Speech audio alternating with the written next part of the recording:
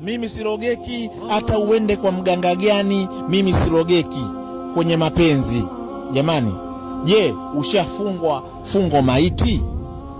Yani ukifungwa fungo hili, majirani na ndugu zako watajiuliza, yule mwanamke kamfanya nini yule mwanaume? Au ndugu yetu amekumbwa na kitu gani kwa yule mwanamke? Yani mpaka ndugu na majirani wanajiuliza ukifungwa hili fungo maiti.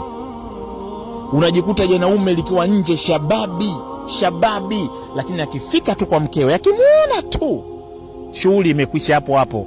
Hadi masingi anatiwa, hadi makofi anatiwa, nazi anakuna, kila kitu anatoa hapo kwa mkewe. Watu wanakuwa wanafunga mafungo maiti kama haya.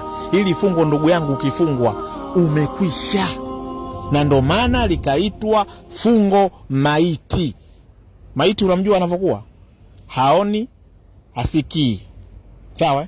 Hasembe, yani chochote kile unachompindua kama chapati, ndio ndivyo maiti anavyokuwa. Basi na wewe utakuwa kama maiti.